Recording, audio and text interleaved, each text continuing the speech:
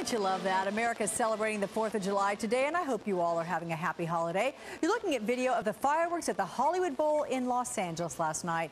John Fogerty, the guitar and voice of Creedence Clearwater Revival, played for the crowd in that particular performance. But as you celebrate this holiday, our next guest says it's important to remember what the significance of this day really is. Steve Amerson is the voice of the Congressional Medal of Honor Foundation and Society, and he's got a wonderful CD. I'm just going to hold this up here real quick when you get a shot of the Steve Amerson, Amazed by America. There you got that. Patriotic. I looked through it. This got Shenandoah on here. Oh my gosh, I'll probably weep listening to that. Anyway, let's talk about what you think people need to be reminded about when we're talking about the significance of this holiday. Well, Alex, I'm a professional singer. That's what I do. But I love singing about faith. I love to sing about family.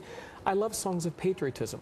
And I think the 4th of July is important because men from the 13 colonies put their names, signed their names, saying, we will not stand for this. We will not be taxed without representation. Those words were important. And I think today those words are vitally important. They felt like they weren't being represented. And I think there are a growing number of people in our country who also feel they're not being represented today. And we could be facing, I believe, maybe a second American Revolution when our leaders are not listening to us. The first revolution against King George, but I believe that there is a growing number of people who are saying no more. We want to be represented. I think it's interesting in the past couple of days here in New York State, the New York legislature, at the opening of a session, the Pledge of Allegiance was being recited, and a group of legislators did not stand during the Pledge of Allegiance. I think our founding fathers would have been furious at that. Rolling in their graves, as they say. Let's take a listen to some of your music, because I know that you've described yourself as a singer. You've got the CD. Let's play a little bit of it.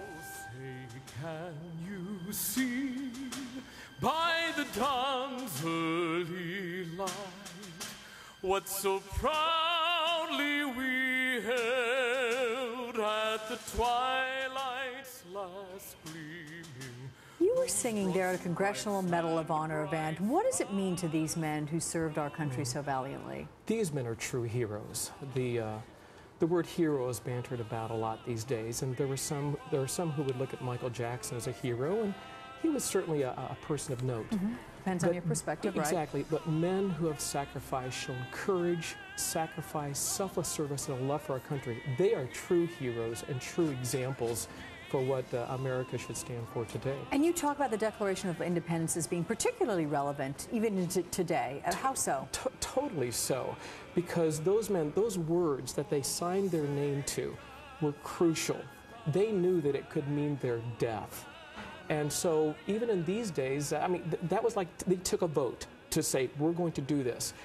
It concerns a lot of Americans today when our elected officials might vote on a bill that they've never even read, whether it be a stimulus package or whatever. And so I think there are people in our country who are saying, time out. We need you to hear us and represent us. We voted you, elected you to do that, and we need you to do that. Well, I know people are going to hear you. Where can they hear you this evening?